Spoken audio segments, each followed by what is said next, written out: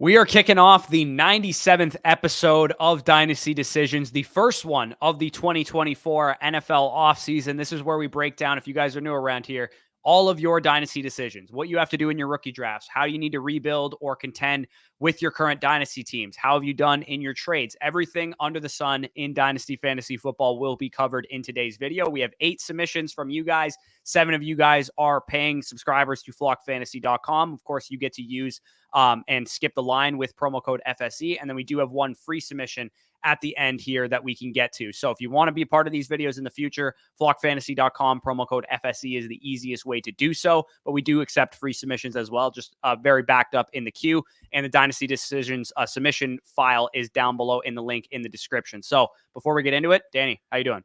Doing well. And yeah, we are in the midst of the NFL playoffs. Obviously, a lot to uncover in terms of potential prospects. This is maybe when you guys start viewing your potential picks as players. Shouldn't do that, but I mean, you get an idea about the potential guys that should be going high. This is a fun time in Dynasty. Up until from now until April, it's basically a lot of speculation. It's talking about the oncoming rookie class. It's talking about, okay, maybe I'm going to be a house money contender year with this many picks. Like, what can I kind of do to approach this cycle? It's going to be a lot of fun, and we got you guys covered today. But with that being said, as always, let's get right into it.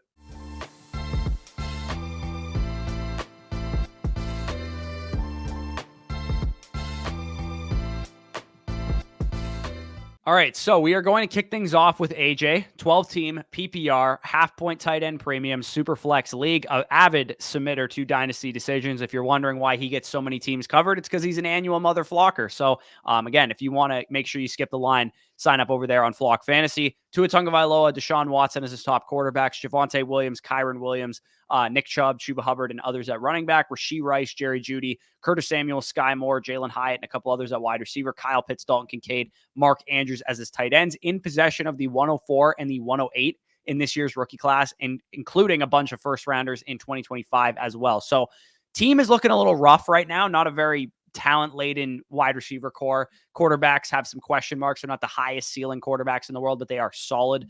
Tight end core is very good with Pitts, with Kincaid, and with Mark Andrews. Still definitely a lot of work to do, but you have the draft capital capable to do it. This is a league that both you and I are in. This is in the no flocking league. So he's asking basically, what should he do to build in 2024? Is his ideal favorite draft target Daniels and Neighbors? Again, we just talked about we don't really want to do that, but it's still fun to have that conversation. Obvious tight end depth, but unsure who to move and what for. So what are your thoughts on his team and kind of the direction that you would maybe start to go in with this? Yeah, so I mean, right off the bat, my thought is, okay, you have the 108. Like, what would it cost to get up into the top 7, into the top 6?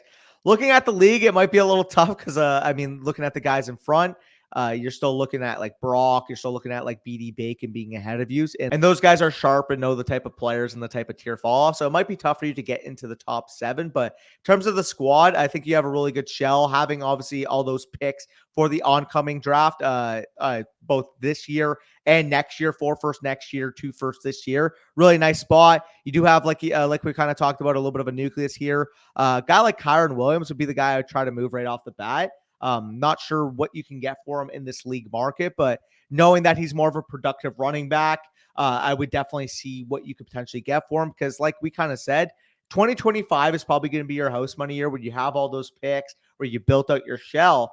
I don't want that top end running back production right now. And Kyron Williams is a guy that's probably going to be valued as a top 7 or 8 running back on the market. So I definitely inquire maybe some of the contenders in this league to see what exactly you can get for him. Because I mean, we've seen some running back deals go down. We've seen, like, for example, Corey's deal where he got Nico Collins and a first round pick for Tony Pollard before the season started. Maybe you won't exactly get what materialized into that, but young wide receiver, first round pick, maybe that's what it takes to get Kyron Williams off your team.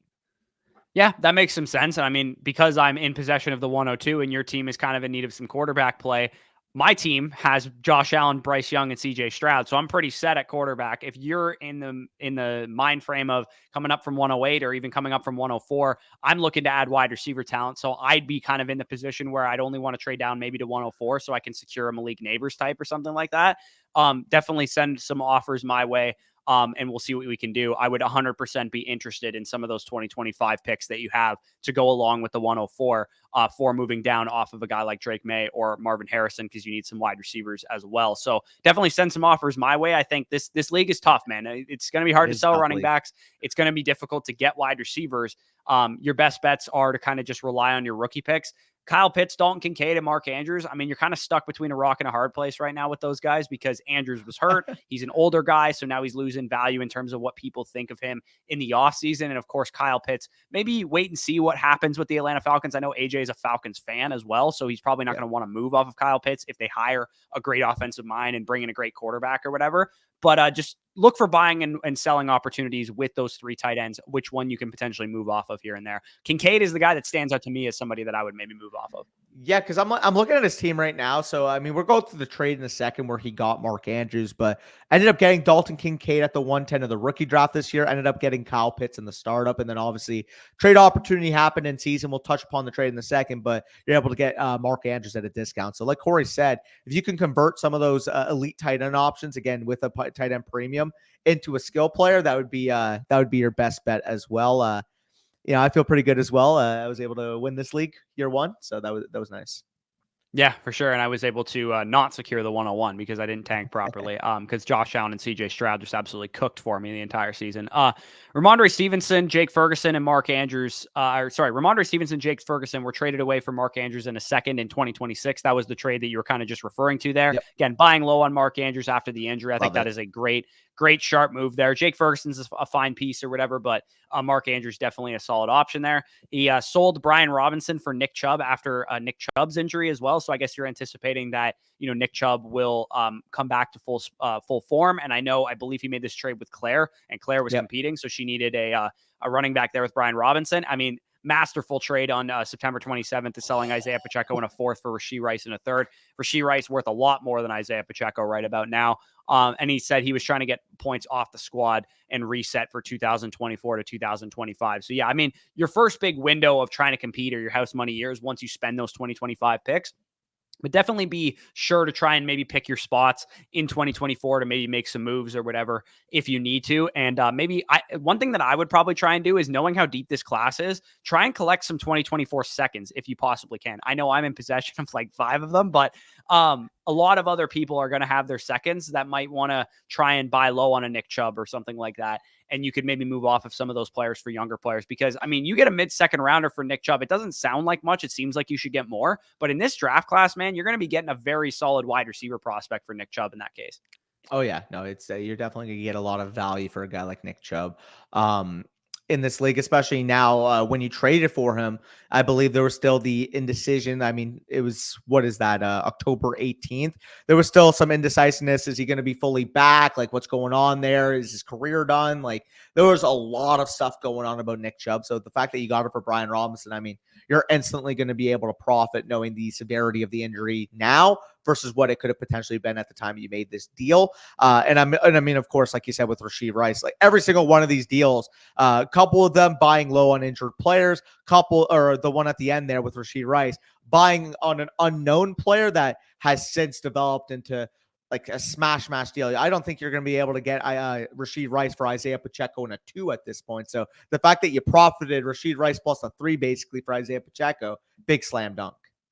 Yeah, for sure. And I mean, he says Daniels or Neighbors, who's my ideal target at 104. I mean, either one of those guys would really help your team out. You need quarterback help. You need wide receiver help. You can't really go wrong. And again, if you're trying to trade up from 108 and you're looking to come up for 102, like I said, I don't really need wide receivers, but moving down to 108 is going to cost you a pretty penny. And those 2025 ones is, you better believe, what I'm after if you're coming after 102 from me. So hit my DMs if you want to make a deal, but we can move on to the next trade here, or the next team here, which is Jesse, also a Mother Flocker tier member, 12 team super flex, 6 point per passing touchdown, half point tight end premium, very, very loaded quarterback core. CJ Stroud, Trevor Lawrence, Brock Purdy, and Deshaun Watson, Bijan Robinson, Jahmyr Gibbs, Rashad White, as his top running backs. Jalen Waddle, Justin Jefferson, T. Higgins, Michael Pittman Jr., JSN, Jamison Williams, Traylon Burks, Calvin Ridley, Quentin Johnston, Nico Collins buried all the way at the bottom there, David Njoku, and Pat Freiermuth. This team is absurd, Jesse. You also have the 104, the 111, the 201, or the 202, sorry,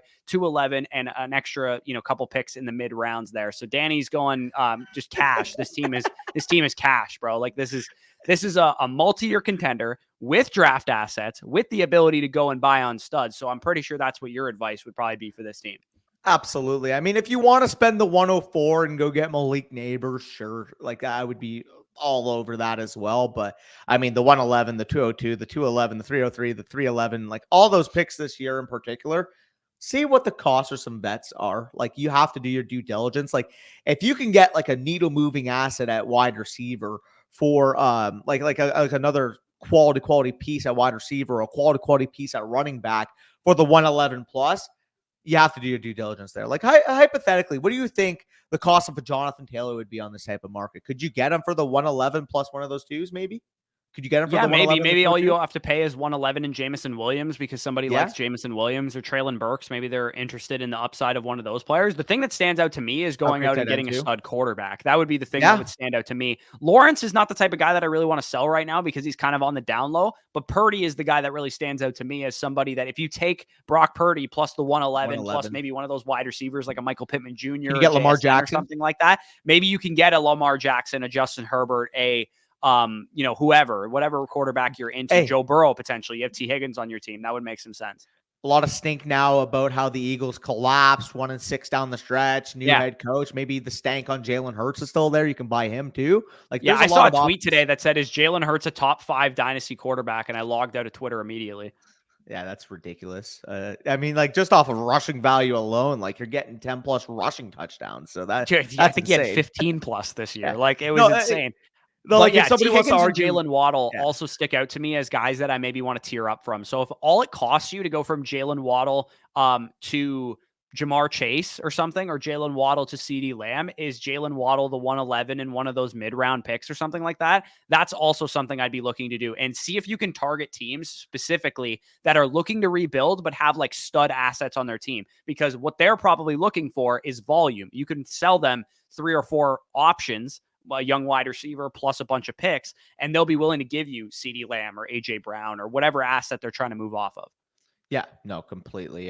But you're in a good spot there. Let's look at some of these trades as well, because we do have some liquidity type of deals that you're able to pull off.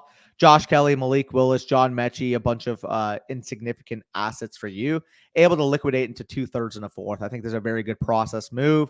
Obviously, the value of those guys is more so as production. Like, for example, Josh Kelly, if anything were to happen to Austin Eckler, RB1 workload, hypothetically, there we saw this year. John Mechie, we saw, some flashes, but nothing that is really going to take you away. And I mean, Malik Willis at this point is a backup quarterback. So really love this move. I mean, you just take a bunch of fodder and you turn them into potential pieces that may net you the next Tank Dell, may net you the next Puka Nacua. Like if that happens and you look back and say, hey, I paid Josh Kelly, Malik Willis, and John Mechie to get the opportunity to do it, you're going to be laughing. Yeah, and of course, not every 303 and 402 is going to equal Puka Nacua or Tank Dell, but if you got a 25% chance of getting solid assets with those picks, I mean, Josh Kelly's never going to turn into really anything, and you can get Josh Kelly's for free on the Dynasty waiver wire most of the time. Yeah. So you might as well liquidate and collect those 3rd and 4th round picks. I mean, you clearly know what you're doing. Your team is loaded. You have a dominant roster and draft capital to boot. The biggest piece of advice, like we said, is go out and buy low on absolute superstars like Jalen Hurts, like Jamar Chase, like Joe Burrow, somebody like that, and keep fortifying this thing, because this thing is going to be a monster as soon as next year. So we can move on to the next team here, which is from Dr. Brian Harris. Again, another avid submitter to Dynasty Decisions. 12-team PPR league, half-point tight end premium, 6 point per passing touchdown, is a super flex format with Patrick Mahomes, Lamar Jackson, Ryan Tannehill as the quarterbacks, Saquon Barkley, Aaron Jones, Tajay Spears and company at running back, Brandon Ayuk, T. Higgins, Cooper Kupp, Amari Cooper, Calvin Ridley, Christian Kirk and company at wide receiver, and then Dallas Goedert as his main tight end with the 108, 206, 301, 303, 306, 309 this year. No first or second in 2025, and then all of his picks in 2026. So With this team, he says he finished 7th in the league and he missed out on the playoffs due to extremely bad luck. I would say definitely some bad luck just based on looking at this team. I'm kind of Yeah. surprised you didn't make the playoffs with it. He says, what moves do I make to make sure I don't miss playoffs next year and make a run at the title? So the one thing I will say, Danny, when you look at this team, is contending again next year the move that you would immediately think of? Because to me, I think this team it's fine to contend next year. I don't think it's a stupid idea to contend next year, but I would gauge my league market first on Saquon Barkley, on Aaron Jones, on whatever other aging assets, Calvin Ridley, Amari Cooper, Cooper Kupp, those type of guys. Because if you're in a very redraft centric market and you can move off of those players for future draft capital and reset and retool in 2024 to make sure you're well set up for 2025, I would much rather do that than just say, fuck it, spend all my picks this year and try and run it back again. Unless your league is very sharp and you're not able to do that. I think the first course of action for me, knowing that you have a pretty decent bank of picks in 2024, would be to see if I can add to that iron bank. The issue here is I'm assuming a rebuilding team holds your 2025 one, which makes me more likely to try to at least compete one more year. The problem with the roster is unless Cooper Kupp bounces back, or unless maybe Brandon Ayuk lands in a situation where he can potentially get more volume, like, is Saquon Barkley going to be back with the same workload on the Giants? We don't know that yet. Like, looking at the roster, like, you have a lot of depth overall, but do you have a guy that I can say, oh, he's going to be a top 5 player at his position in fantasy outside of the quarterback position? I don't really see that being the case. Again, like I said with Saquon Barkley, if he lands somewhere else, maybe he gets 85% of the workload. Like, can he be a back in RB1? Sure, but can he be a top 5 option? I don't necessarily think so. Aaron Jones, aging player. Brandon Ayuk, like I said, if he stays in San Francisco, like, he's a phenomenal player, but there's just too much players on that offense, too many mouths on that offense for him to truly be a top 3 to 5 wide receiver. Can he be a back end wide receiver one, given how good he is? Yes, but if he's not getting 140, 150 plus targets, tough to be a top 5 guy. And then at tight end, Dallas Goedert, very fine, mid to back end tight end one option, but is he going to be the tight end 3 in fantasy? I don't necessarily see that. Yeah, that's the tough thing is, like, the projection of this team is probably what, the 4th or 5th best team in your league, unless, this team is really shallow and everybody's rebuilding. Maybe you're the 3rd best team in your league. And then, of course, anything can happen in the finals and then the playoffs. But knowing that you didn't make the playoffs, to me, tells me that everybody's trying to compete, which is why I would pivot and zig while everybody else is zagging and try and sell off on Saquon Barkley, Aaron Jones, T. Higgins, Cooper Kupp, Amari Cooper, Calvin Ridley, these type of dudes, because you can quickly reset this thing. And maybe the first move that you make is going to get your own 2025 one back, because people, will catch on probably that you're trying to rebuild after a couple moves. So maybe you go to the guy that has your 2025 one. Maybe he's not a rebuilder. Maybe just for some reason he has your pick because of a previous trade or whatever. And you can sell him Saquon straight up for your pick, or you can sell him whatever for your own 2025 pick back. And then you can kick off the rebuilding process. Yeah, for sure. Again, like, if a rebuilder has it and is unwilling to give you the pick back, you're kind of left with no choice of trying to run it back in 1 year and then rebuild after the 2024 season. But I mean, at this current spot, yeah, maybe you get the pick back, but if you can't, like, you kind of have to compete, like I said.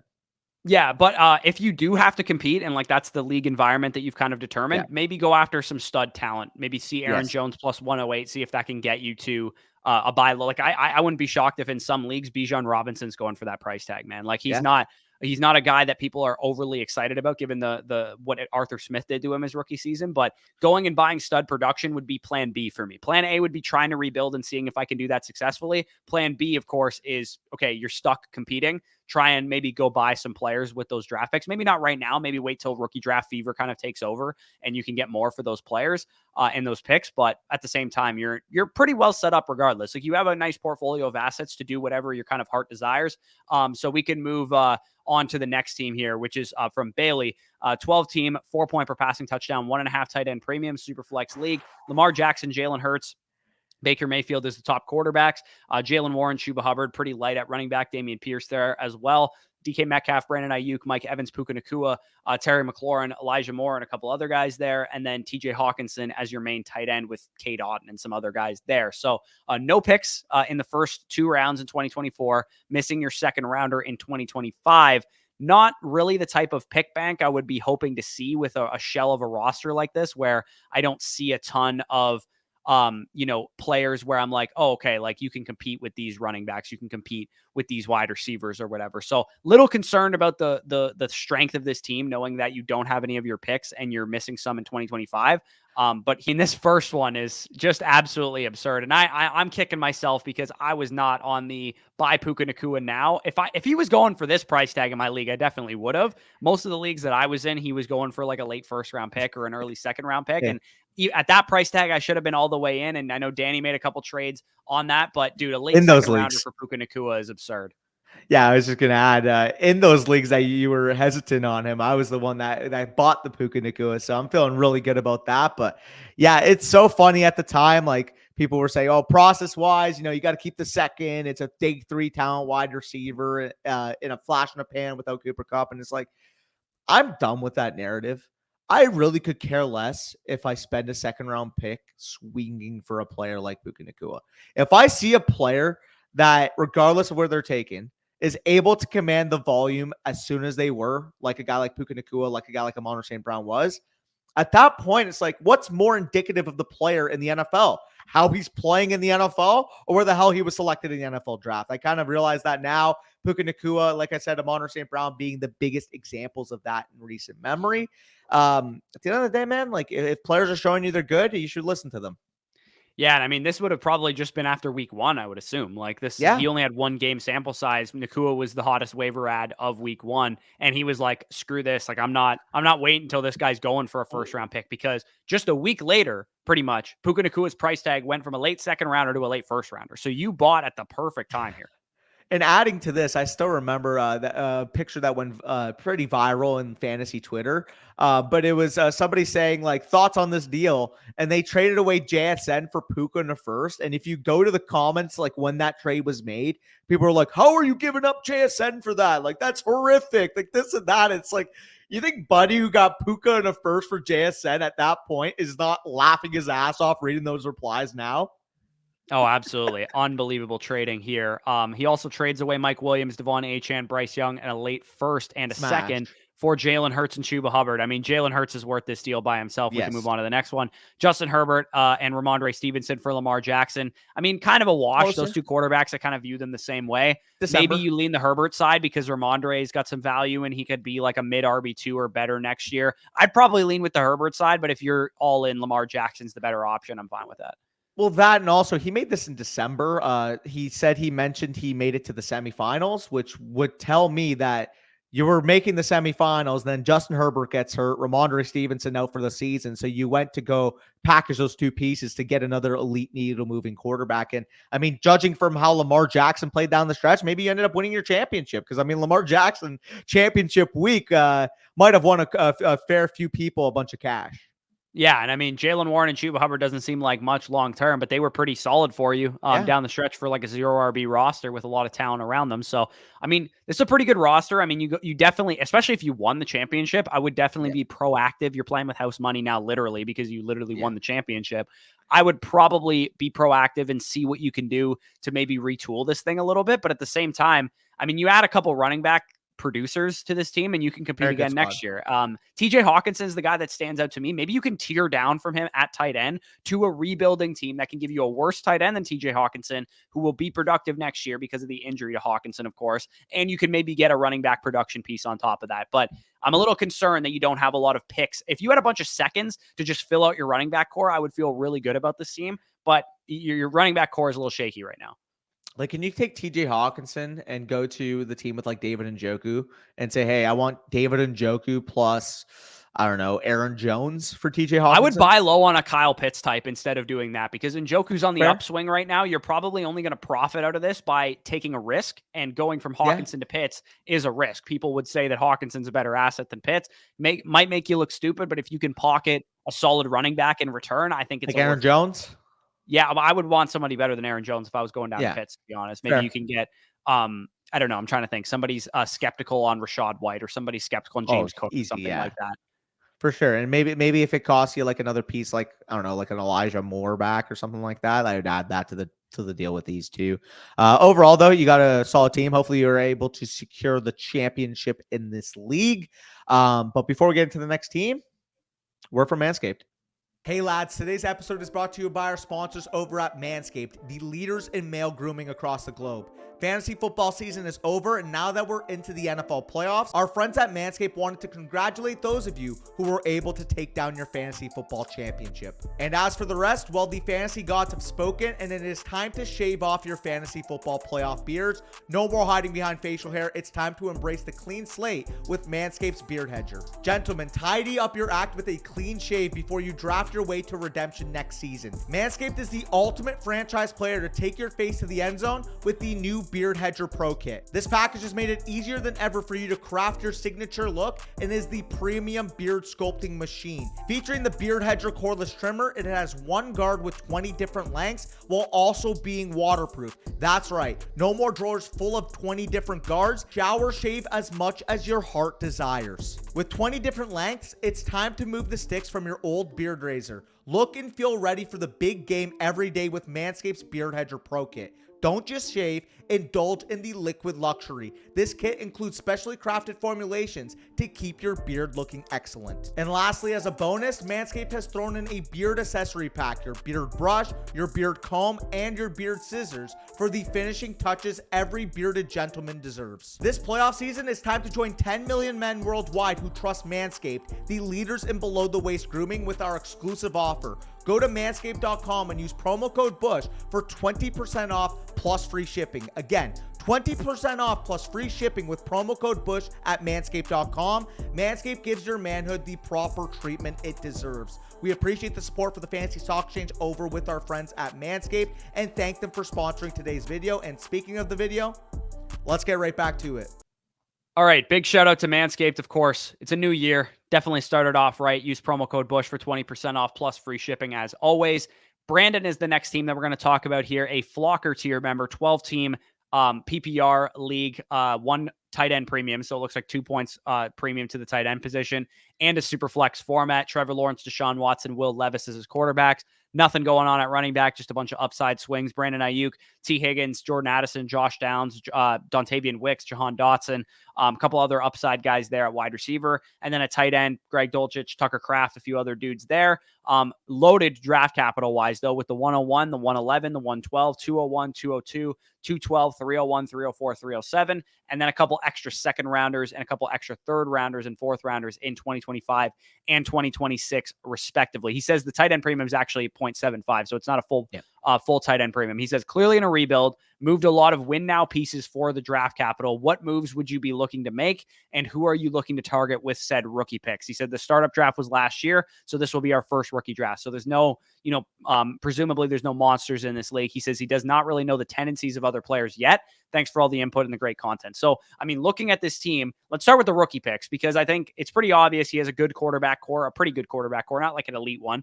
Wide receiver core is pretty strong, but he does need some more pieces there. What are you leaning at in terms of moves and rookie picks here? Yeah, so the way I'm looking at the quarterback position, this is a really fascinating team because at quarterback you have three guys. Trevor Lawrence, I would categorize above them, but three guys that are under a lot of scrutiny right now. I would say Will Levis has the most hype. I would say most upswing of them, but still an uncertain situation there in Tennessee in terms of surrounding talent. Deshaun Watson, I mean, got hurt this year, didn't look the greatest when he was healthy. Like, what is his value on the market? And I mean, Trevor Lawrence, the guy that I would feel the safest about, there's a lot of negativity going around with him as well. Not playing well down the stretch, playing hurt, seeing him fall out of the good graces of the Dynasty community. I've seen being valued as more so a 2-3 turn pick in some startups rather than the first round guy, the clear-cut top 8 guy that he was being taken going into the year. It's a tough spot. I think at 101, you have to take a quarterback because there's uncertainty at the position. And I mean, outside of Trevor Lawrence, there isn't a needle moving asset that would stop me from taking a guy that in Caleb Williams could be valued as the 104 in startups as soon as next year. So I would take Caleb Williams with the 101 here, pair him with Trevor Lawrence for the long term. Maybe see if you can consolidate Deshaun Watson and Will Levis into a quarterback I feel better about. Like, maybe you can buy low on a guy like Kyler Murray. Would it cost Deshaun Watson and Will Levis, do you think?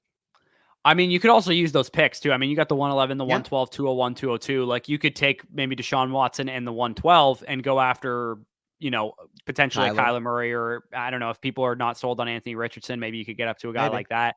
Yeah, you got a lot of flexibility with this team. I also would hear offers for the 101 as well. If the guy at like 102, 103 wanted to come up and secure Marvin or secure Caleb or whatever prospect he wants to secure, I don't think it would be outrageous to say that, he gives you 102 and a second in 2024 and a second in 2025, and you move down one pick and you just take Marvin Harrison. Like, that's a very fine outcome as well. Like, you don't need to take Caleb Williams there. So you got a lot of flexibility with this team, which is the thing I like about it. And you have a lot of darts to throw at the dartboard. In the 111, 112, 201, 202, you might be looking at those picks and being like, I wish they were like 104 and 107 and that kind of thing. But you could use a couple of those picks to trade up. You could take swings at a very deep draft class that's going to have a lot of players at the wide receiver and running back position specifically in that area of the draft. 111 to 202. I mean, you might get two good wide receivers like an Adonai Mitchell and a Brian Thomas, and add RB1 and 2 of the class in addition to those players. And suddenly your roster's looking a little bit more filled out. Of course, at 212, 301, 304, 307, again, dart throws on running backs is probably the way that I'm approaching that, because you don't really have a whole lot of talent at that position, and you could use some young guys. You also are in need really of some tight end production as well. Like, you have Greg Dulcich and Tucker Kraft, maybe Jatavian Sanders is in the range where you're picking with that 111 to 202 or the 212. You got a lot of flexibility.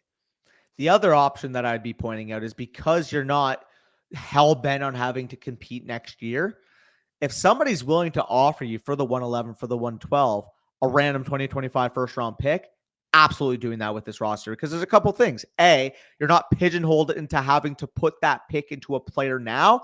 And B, if you notice early returns on your team and you're maybe a running back or two away midseason, now you have 3 2025 firsts to play with. So if the guy has Christian McCaffrey, he's a house money team right now, and maybe it doesn't go the way he expected, and he's trying to sell Christian McCaffrey, maybe it costs you a 2025 1 and 2 that you wouldn't have been afforded the ability to make if you spent those picks in your draft this year. Again, if somebody is willing to offer you their 2025 first for even like the 111 and the 212, I'm smashing that every single time. Yeah, absolutely. That the collecting picks and continuing to maintain flexibility would be the key with this roster. You're not married to anything. You're not married to any players. You can sell off some of the players you have. You can, draft more players with the picks you have. By the end of your rookie draft in 2024, you're going to look at your roster and be like, I have a ton of young talent. We just kind of need to see who develops, and make sure that you're taking advantage of sell high windows for some of your players, buy low windows for some of your players, and continue to be active with this thing, because you could build this into a very strong contender.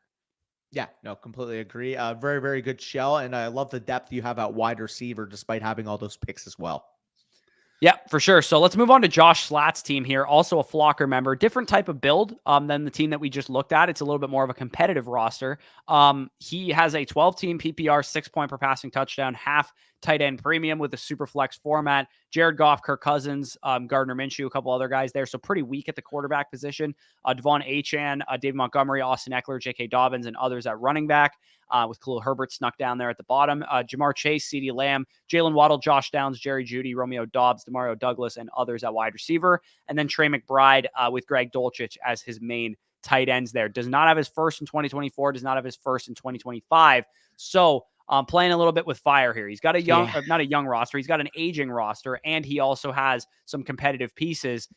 But is this team good enough to win? That's the thing you got to ask yourself, because your quarterback position, probably one of the worst in the league. You also got a guy coming off a major injury. You don't really have a real quarterback 3. So I feel a little shaky about this one.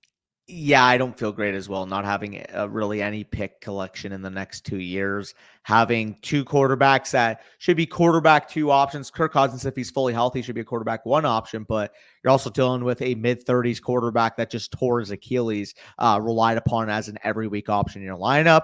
Gardner Minshew not going to have the same production viability as he did this year with Anthony Richardson back. And I mean, outside of that, like, Kirk Cousins is slow out of the gate to start, you don't really have a pivot option here. So I am a good amount worried with the team as currently constructed, given the quarterback uncertainty. But I mean, you kind of really have no choice. You have to go about it as if you are a top competing team, because you don't have the picks to be able to back it up. Yeah, I mean, your only course of action here is try and patchwork this thing into a contender, or tear it all the way the fuck down. And you got to go get your own picks back. You got to sell all your great assets in addition to, the obvious sells of Austin Eckler and Montgomery and the older guys. You probably would also then have to move off of your Chase, your Lambs, and try and get as many picks as you can put up to throw against the dartboard in 2024 and 2025. So those are really your only two courses of action. It's try and patchwork your quarterback situation, try and patchwork your other depth pieces, or just tear it completely the fuck down.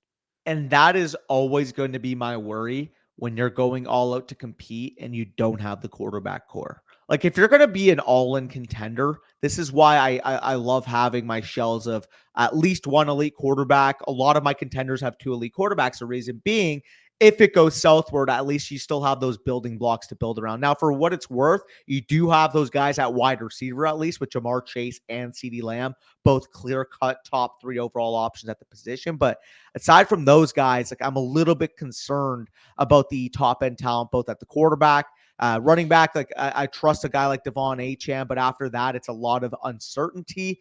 And then, I mean, at tight end, you have Trey McBride, which is really good. So you have the pieces in place theoretically, if they stay healthy, to be able to contend, but you're going to need your quarterback to be a quarterback situation to be able to stay healthy. Yeah, very, very challenging position and predicament to be in. Yeah. Again, feel out your league. How many people are contending? How many people are rebuilding? What's the best course of action based on that? What are you getting in trade offers for some of these options? Are you getting a Godfather offer for Jamar Chase? Maybe it makes sense to tear it right down. Maybe you're able to buy production easily, and that's why you're going to go after. See, Ryan Tannehill signs with a contending team. You can use him as a patchwork quarterback, and he doesn't cost you a whole lot or whatever. So you're going to have to really dig into what is your league's market, what is the best course of action based on that league market, and it'll either lead you to trying to patchwork your contender or tearing it the fuck down and getting exactly what you can get. Some of the trades that he made, he sold the 2024 first on October 10th. Now the 109 for Austin Eckler. Not a great situation. I mean, you have the 109 and the 209. I'm assuming you lost in the semifinals. 11-13, he sold a 2024 third and a 2025 first for Trey McBride. I mean, overall, half decent value. I just don't know if you were in a position necessarily to be buying production. I guess on November 13th, you were trying to make a championship run. You had already purchased Austin Eckler. You're going out and getting yourself a tight end option that helps you contend. So I can't fault you too much for it. It's just in hindsight, now you're like, I don't know if I would have made those trades.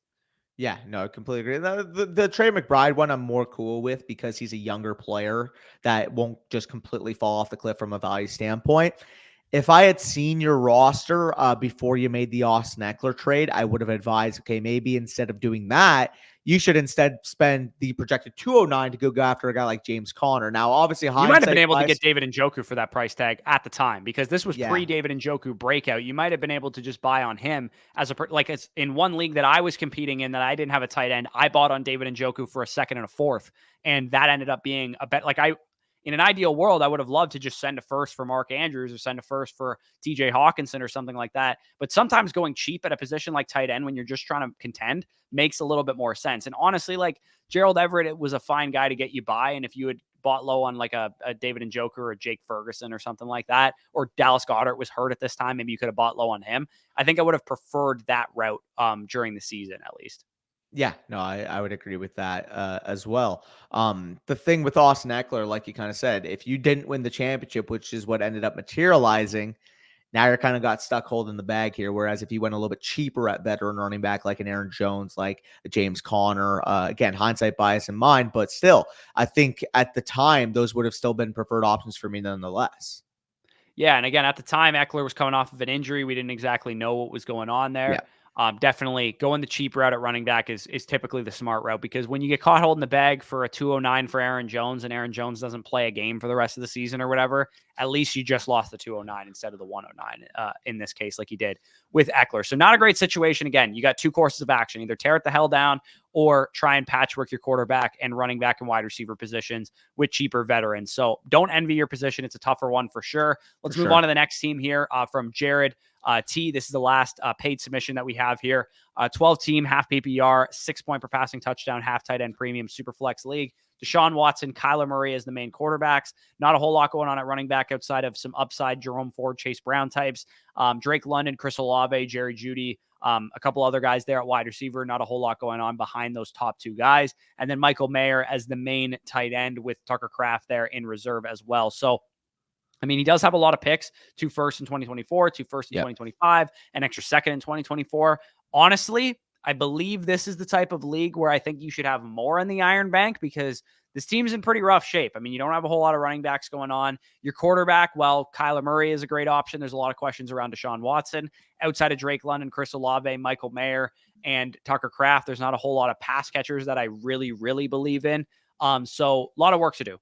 Yeah, no, I would agree there. In terms of the routes for the picks, obviously you're going to know more by the NFL draft, but if we're kind of, idealizing a plan here, 101, you're going to be spending on Caleb Williams. I don't really think you should overthink that.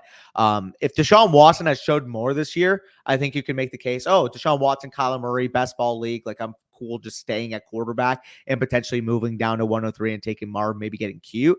But because Deshaun Watson has a lot of uncertainty, both in his market value and his overall production standing, you have to take Caleb Williams with this team. 107, you just take whatever the remaining of the best 7 falls, whether that's Roma Dunze, whether that's Brock Bowers, whether that's Malik Neighbors, maybe quarterback 3 falls at that point, then you maybe even make a decision. If Jaden Daniels is there at the 107 and you already took Caleb Williams, like, what would be the package then for Caleb Williams? Could you get Marvin Harrison plus? Could you get CeeDee Lamb in a little piece or something like that? Like, there's going to be a lot of opportunity.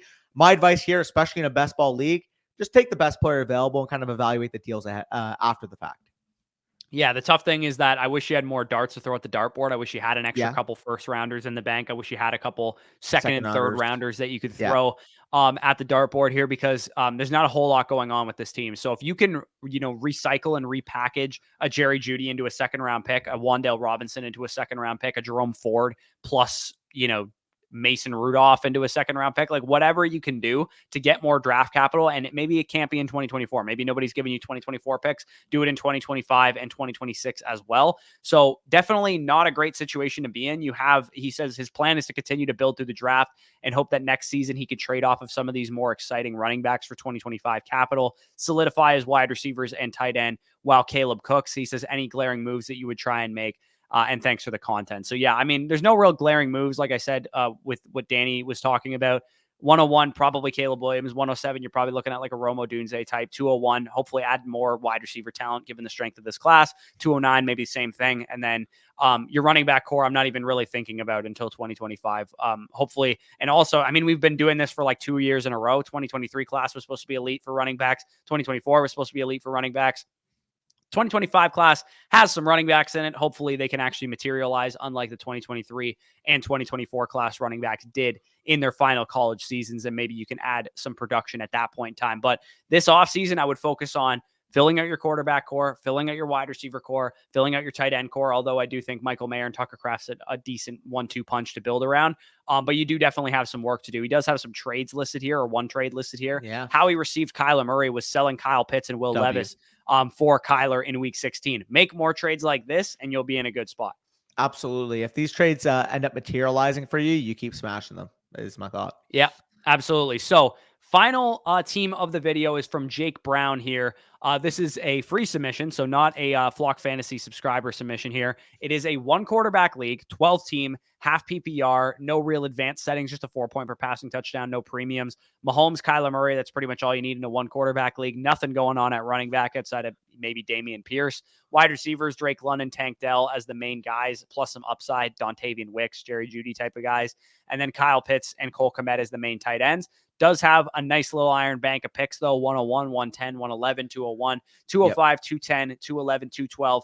I will say again, if there's any year that you want to have like 5 or 6 second round picks, this is the year to have it. It is a 1 quarterback league, so they lose a little bit of value in this format. But at the same time, I mean, even that 210, 211, like you're still going to be getting like Jalen Polk types at that pick. You're still going to be getting potentially Malachi Corley types at that pick. So you're in a pretty good spot here to be able to fill out your wide receiver core more, fill out some dart throws at running back, and maybe, I mean, your quarterbacks are fine. Your tight ends are probably fine as well. Maybe if a Jatavian Sanders is there at like 210, 211, you could take a shot. But for the most part, I think you're pretty well set up. At 101, you're going to take Marvin, most likely. Yeah, no, I agree. I mean, your quarterback situation is as set up as it can be. 101, you still have a guy like Marvin Harrison to potentially add to this. And I mean, all the picks you have with the 110, with the 111, with all those second rounders, like I mentioned with the earlier team, if somebody's willing to offer you a 2025 random first round pick for either of those late firsts, you're smashing it. any single day of the week, because at the end of the day, those are going to be late first rounders in this class. If it's potentially a middling house money level team willing to trade up for a pick in this class, maybe that pick next year ends up as the 106, ends up as the 105. You have the implied upside there. And I mean, worst case scenario, it just ends up in the 110 to 112 anyways. Yeah, for sure. He also lists here that he said his pick has a realistic shot at 103 and shouldn't be lower than 104. So I don't know what ended up happening with his own pick. Maybe he ended up selling it. I'm not exactly sure, because he has listed here that he traded for the 101. So he didn't actually secure the 101. He ended up trading for that. I'm not sure if he's missing a first in this thing. If he does also have the 103 or the 104 in addition to the picks that he has listed here, that would obviously be great. He said he's looking for advice, trade targets to help make this team a dynasty by 2025. He said, should I use some of my seconds to package with some of my players to acquire better players, or should I trade any of my firsts for any players? I would say stay the course with these picks. You're probably better off doing that. Of course, if buy lows present themselves, definitely go out and send some offers. He has a bunch of trades listed here. This first one, I mean, he got bent over backwards with this first one. Yeah. I don't know if you misunderstood us. Maybe you just started following the channel. When we talked about like trading for Kyler Murray, we mainly speak from a super flex standpoint. So in a one quarterback league, selling Breece Hall for starters, I would have taken Breece Hall last offseason in a one quarterback league over Kyler Murray in a heartbeat. In addition to the 109, which became Zay Flowers, Daniel Jones, the 305, you got fleeced in this one. You got absolutely bent over backwards in this trade. I thought it was a super flex deal. And I mean, maybe he meant even in super flex, I think this is probably too much to pay. I agree. Now, if this is a one quarterback deal, I'm sorry, like you got absolutely fucking thrown at the club. Like this is horrific if it's a one quarterback. If it's a super flex, it's more digestible. April 12th, Dameon Pierce still had some value. 109, Zay Flowers hadn't materialized into what he became. Breece Hall coming off the knee. I could have understood it at that point. Obviously, it hasn't materialized into what you wanted because Breece Hall has become an absolute superstar down the stretch. Zay Flowers' value has completely changed from the 109 last year. In terms of translatability on the market, like now, if you were to rank him as the 109 rookie in last year's class, I think that's one thing. But, I mean, it's just proven to be one of the better classes we've seen in a while. So, Zay Flowers, big-time value accumulation, 305. Don't know who that ended up materializing into, or it's a 2024 305, so still a deep class this year. At the time, like I said, understand it, but obviously looking back now, it's pretty ugly with how much Dameon Pierce's value has gone down.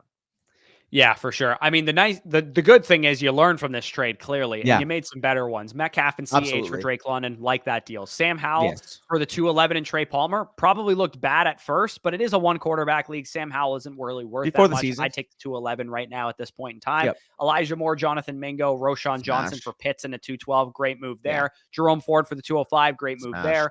Ayuk, Brian Robinson, and Khalil Herbert. Again, you probably weren't loving this one at first because Ayuk was balling out, but 110, Tank Dell, and 210. I mean, Tank Dell versus Ayuk is a conversation right now. Yeah, like even if you just say, oh, I prefer Brandon Ayuk to Tank Dell, for ease sake, let's just say Tank Dell plus the 210 equals Brandon Ayuk plus Herbert, and you're easily taking the 110 over Brian Robinson. So like Corey said, smash there. This one hasn't materialized quite as well either, but I mean, the time that's a process. I'm never going to get mad at you selling a day 3 running back for a first round pick. It hasn't worked out. Kyron Williams is worth more than this now, but I'm not gonna berate you too much for that one. For every Kyron Williams, there's a Michael Carter, there's a Dameon Pierce, Tyler Algier, like James Robinson. Liquidating when you have the opportunity for, I'm never going to fuss about. Obviously ended up materializing. Kyron Williams is very productive down the stretch, but A, if you weren't competing, you wanted the pick anyways because you didn't want that production on your team. And B, like, yeah, it ended up being the 111, but if Kyron Williams wasn't as good as he was down the stretch, what if that was the 108 and Kyron Williams was a lesser asset? Yeah, for sure. Matthew Stafford, you sold for Daniel Jones, Josh Kelly, 301 and 505. Whatever, sure. It's one quarterback league. Keaton Mitchell and 2/5 for Marvin Mims in a third. I think that's probably a fine deal. I would say those two assets are pretty comparable. Plus, you get the pick upgrade. Yeah, no, I agree. Now, I would prefer Keaton to Marvin Mims, but getting the 305 upgrade from the 501 and the 505 is a nice process. Yeah, for sure. So, I mean, looking at your team, you still got a lot of work to do. Again, I would stay the course with these picks. I wouldn't don't get trade happy and sell the 201 for a fucking competitive running back or something. Like, there's no real reason to do that. Your wide receiver core needs mad help outside of Drake London and Tank Dell. You don't have a whole lot to build around. Your quarterbacks are set. Tight ends probably set. These picks, 101, top receiver in the draft, Marvin Harrison. 110, 111, 201, 205, 210, 211, 212. You got what, like 7 picks there? I want like 5 receivers with those picks, most likely. And then sprinkle in a running back here, maybe grab a tight end here.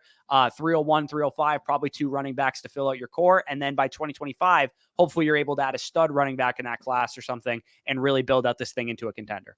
Yep, completely agree with that analysis.